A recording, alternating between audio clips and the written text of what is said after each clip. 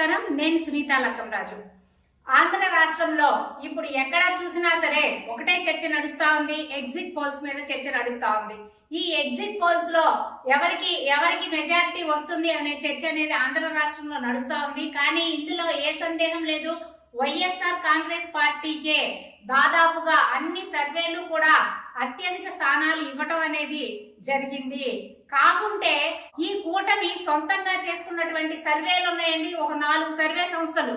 ఆ 4 సర్వే సంస్థలు కూడా వారికి అనుకూలంగా ఇవ్వటమే కాకుండా ప్రజల్ని భయాందోళనకు గురి చేయాలనే ఒక కుతంత్రంతో వాళ్ళు ఆలోచించి ఆ సర్వేలని నెగిటివ్ గా ప్రచారం చేస్తున్నారు. కానీ మీరు ఎన్ని ప్రయత్నాలు చేసినా ప్రజలు ఏ మాత్రం భయపడరు. ఎందుకంటే వాళ్ళు ఆల్రెడీ తీర్పునిచ్చేశారు. జగన్మోహన్ రెడ్డి గారు అధికారంలోకి రావాలని మహిళామణులు, రైతులు ప్రతి ఒక్కరూ కూడా బయటికి వచ్చి అత్యధిక శాతం మంది ఓటింగ్ జరిగి జగన్మోహన్ రెడ్డి గారికి ఎక్కువ మెజారిటీ తోటి ఈసారి సీఎం చేయాలని వారందరూ ఓటింగ్ వచ్చి ఓట్లేస్తే ఈ కూటమి ఏ ప్లాన్ చేస్తా ఉందండి అంటే, ఎక్కువ శాతం మంది బయటకు వచ్చారు కాబట్టి, పోలింగ్ ఎక్కువ జరిగింది కాబట్టి మాకే వస్తాయి అని చెప్పి మొన్నటిదాకా చెప్పారు టీడీపీ వాళ్ళు. మళ్ళీ ఇప్పుడు సర్వేలు వాళ్ళు సొంత సంస్థలతో సర్వేలు నిర్వహించుకొని, ఏమంటే ఆ సర్వే సంస్థలేమో మీడియాతో అయ్యిపోతుంది, మీడియా ఏమో ఈ కూటమితో అయ్యిపోతుంది.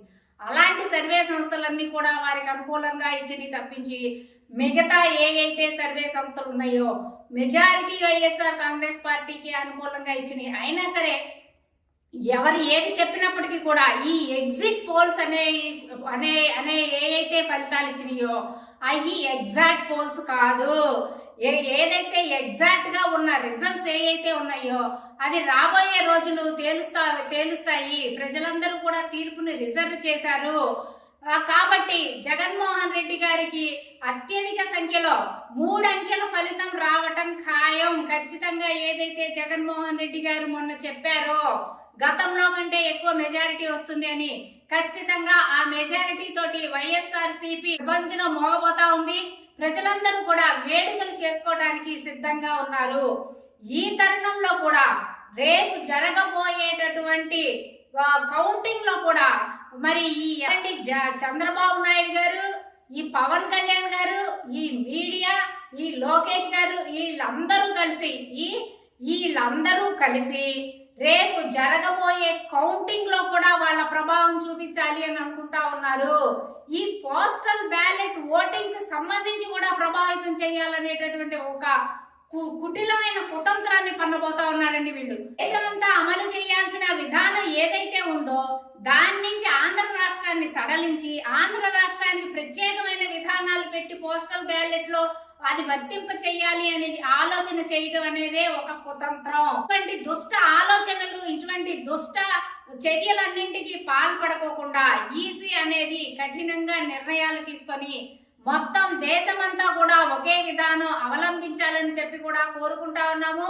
రేపు జరగబోయే కౌంటింగ్ లో కూడా ఎటువంటి గందరగోళాలు, అల్లర్లు జరగకుండా ప్రశాంతంగా కౌంటింగ్ జరగాలని కూడా కోరుకుంటా ఉన్నాము. అంతేకాకుండా రేపు రిజల్ట్స్ కూడా వైఎస్ఆర్ కాంగ్రెస్ పార్టీకి అనుకూలంగా వస్తాయి. జగన్మోహన్ రెడ్డి గారు మళ్ళీ సీఎం అవటం ఖాయం. ప్రజలందరూ కూడా జగన్మోహన్ రెడ్డి గారికి మరొకసారి అధికారం ఇవ్వడానికి సిద్ధంగా ఉన్నారు.